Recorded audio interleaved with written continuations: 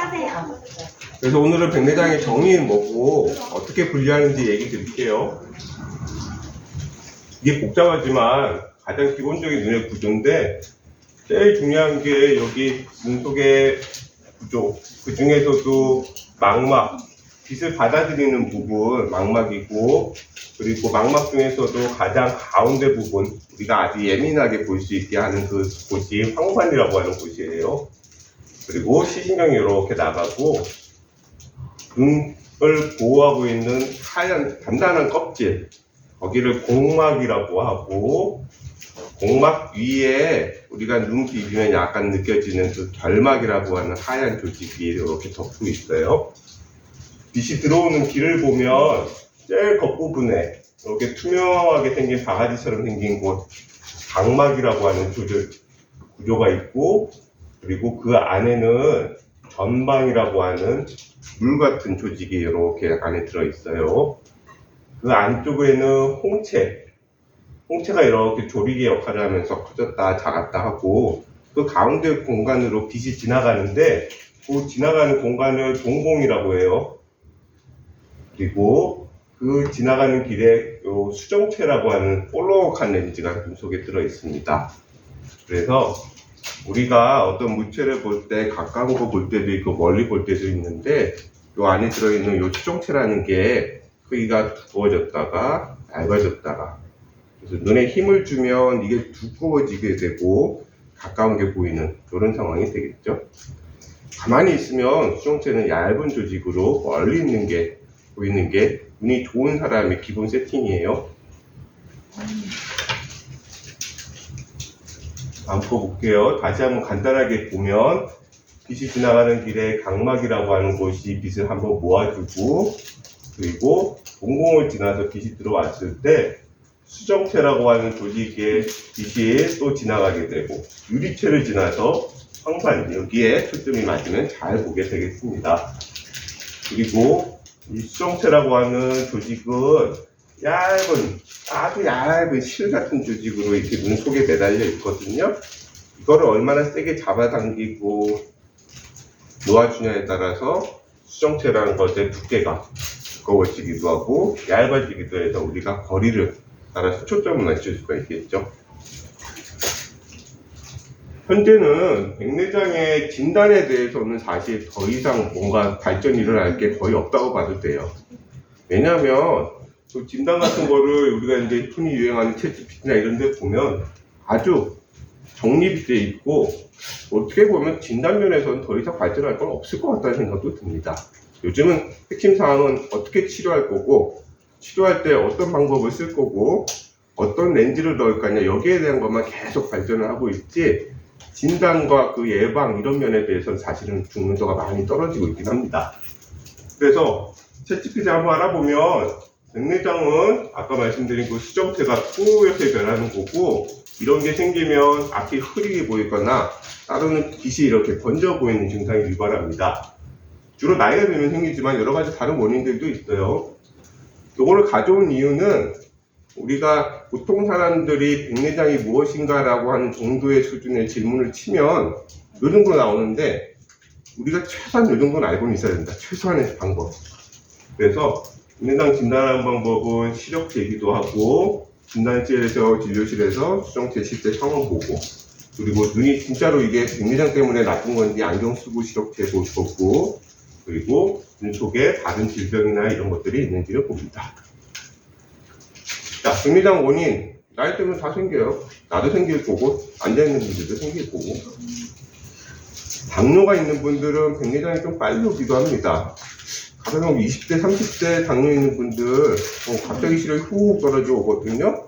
그러면 백내장 아니면 당뇨망막병증이라고 생각할 수 있죠. 그리고 특이하게 한쪽 눈에 이렇게 백내장이 좀 심하게 온 사람들이 있거든요.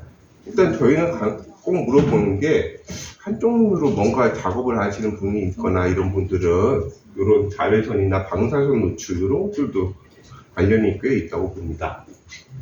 다쳤을 때 당연히 올 수 있고, 또 스테로이드가 이게 눈에 넣는 약뿐만 아니라 우리 몸의 염증 때문에 오랫동안 드시는 분이 있으면 그분들도 역시 이런 백내장이 올 수 있고, 태어날 때부터 백내장 있는 친구들은 시력이 아주 안 좋게 발견되는 경우도 있어요. 증상은 생각보다는 다양합니다. 그냥 침침해요, 잘 안 보여만 있는 게 아니고 생각보다 많아요. 한쪽 눈으로 봤을 때 물체가 둘러 보이기 시작했다는 분들이 많거든요. 사실 처음에 접수하러 오면 물체가 둘러 보여요 하고 와요.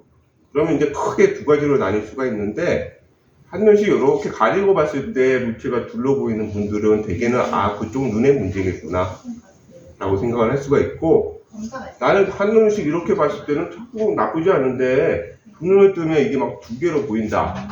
이거는 뭔가 갑작스러운 눈 움직임에 문제가 생겼구나 라고 이렇게 처음부터 나뉠 수가 있겠죠. 백내장의 형태에 따라서 밝은 곳에서만 잘 안 보인다고 하시는 분도 있어요. 그리고 처음에는 나는 이렇게 가까운 게 잘 안 보이는데 언젠가부터 이 가까운 신문 이런 모형 이런 게 아주 잘 보인다고 하시는 분도 있어요. 요거는 대부분 처음부터 그랬다 그러면 이게 뭔가 백내장이 심해져서 가까운 게 잘 보이고 멀리 있는 게 잘 안 보이는 상태의 눈 변화가 일어났을 수 있겠다 생각할 수 있겠습니다. 수정체 구조 말씀드릴게요. 일단은 여기가 눈의 앞면이고 우리가 이렇게 보고 있는 거거든요. 보면 수정체 앞쪽에는 이런 아주 하나의 층으로 된 얇은 세포들이 있고 크게 껍질이 있고요. 그 다음에 그 안쪽을 피질이라고 하는 부분이 짜고 있고 그 안을 뉴클레우스 핵이 있어요. 그 구조 보시면 되고,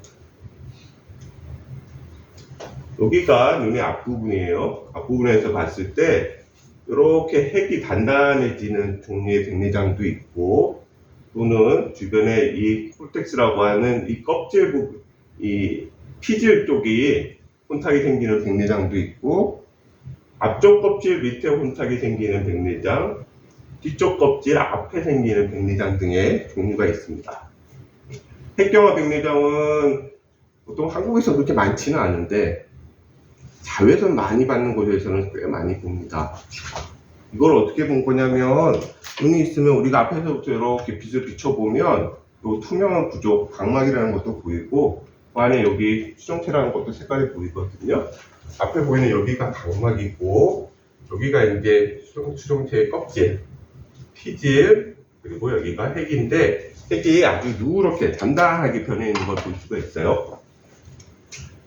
피질 쪽에 혼탁이 생기면 이렇게 하얗게 주변에서부터 이렇게 피질에 혼탁이 생기기 시작을 합니다. 우리가 보는 제일 흔한 백내장 종류이기도 하고요.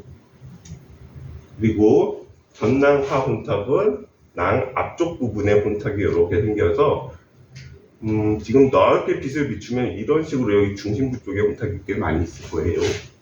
후낭하 혼탁은 여기의 위치는 지금 보이는 게 수정체가 있으면 수정체의 가장 뒤쪽 부분, 거기가 뭔가 이렇게 뿌옇게 나타나는 후낭하 혼탁이에요. 그래서 이거를 그레이딩을 예전에는 이런 색깔을 보고서 많이 했는데 요거보다는 이제 요즘에는 흔히 이렇게 많이 하고 있어요. 작년에도 보여드린 건데 결국 핵경화가 얼마나 심하냐에 따라서 이렇게 표시를 하기도 하고, 또 어떤 선생님들은 핵경화에 따라 숫자를 1, 2, 3, 4, 5 이런 식으로 핵경화의 경도를 표시하기도 합니다. 옵티컬 오페시티도 마찬가지로. 그리고 전낭하 혼탁 같은 경우는 있다 없다 정도 수준, 후낭하 혼탁은 이런 식으로. 그래서 이렇게 표시하는 분도, 이렇게 표시하는 분도, 이렇게 표시하는 분도 있는데 결국은 비슷해요. 그래서 백내장 보면 핵백내장, 그리고 이런 피질 쪽의 백내장, 또는 전낭하 백내장, 여기는 후낭하 백내장, 이런 식으로 여러 가지 종류가 있겠습니다. 치료하는 방법 보면 처음에는 생활습관 개선 또는 뭐 여러 가지 약물 이런 게 있지만 사실은 요즘 많이 쓰이지는 않고, 수술 안 하는 방법은 사실은 뭐 자외선 맞고 모자 쓰고 이런 게 유일한 방법이긴 하고요. 약물로 치료를 하긴 하지만 그렇게 썩 많이 쓰이지는 않습니다. 수술하는 방법은 나중에 따로 얘기를 하겠지만 초음파 유화술 가지고 이게 수정체를 부셔가지고 없애는 방법 제일 많이 하고요. 레이저 백내장 수술이라는 거는 나중에 말씀드릴 그 전낭에 이렇게 뚜껑을 만들거든요. 거기를 이제 레이저로 할 거냐, 아니면 아주 얇은 도구를 이용해서 할 거냐의 차이고, 그리고 외과적인 절제술은 조기 수정체 자체를 아예 통째로 다 드러내는 방법인데 요즘은 거의 안 합니다. 아주 문제가 심각한 사람, 이게 지탱하는 힘이 아주 약하면서 그리고 너무너무 단단할 때는 주변에 조직 손상이 많이 일어나기 때문에 그때만 이렇게 통째로 빼내는 경우는 있어요. 그리고 인공수정체 종류는 다음 시간에 우리가 알아볼 거고, 그래서 약물은 큐아렌이나 아니면 가리윤이, 카탈린, 예전에 이런 약 많았는데 거의 다 없어졌고요. 지금 보니까 가리윤이 정도 가끔 쓰시는 분도 있는 것 같아요. 백내장 진행을 억제하는 거지 있는 걸 없애는 건 아니에요. 수술은 별로 심하지 않을 때는 좀 봅니다. 가서 생활하는데 얼마나 불편이 있는지, 또 나는 운전을 많이 해야 되는데 밤에 잘 안 보여요 하시는 분들은 조금 더 일찍 하기도 하고요. 그리고 안경을 안 쓰는 사람이 가까운 것도 안 보이고 멀리 있는 것도 잘 안 보이는데 이걸 좀 더 빨리 해결할 수 있을까 했을 때는 시력 교정의 의미로 또 같이 하면서 백내장이 조금 있어서 좀 더 일찍 하는 경우도 있습니다. 심할 때는 보통은 안압이 뭔가 문제를 일으킵니다. 그래서 안압 찍을 때 안압이 일단 40, 50 넘어가는 분이 왔다 그러면 우리가 긴장을 하고 있어야 되고, 혹시라도 뭔가 특별한 조치가 일어나지 않는다 그러면 의료진도 사람이기 때문에 놓칠 수도 있어요.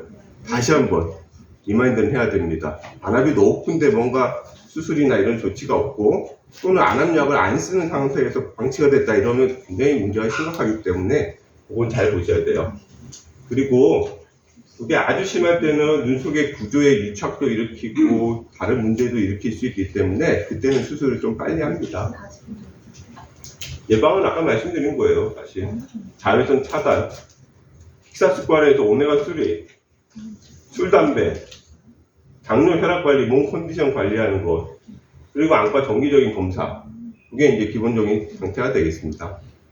그래서 오늘 거 생각해 보면 백내장은 자연스럽게 올 수 있는 건데 언제쯤 우리가 수술을 해야 될지는 아주 급한 응급생활 빼고는 그 다음부터는 정기적으로 쭉 보는 거고, 정기적으로 볼 때 눈의 압력, 눈의 시력, 그걸 반드시 잘 체크를 해가지고 놓치는 일이 없도록 하면 되겠습니다.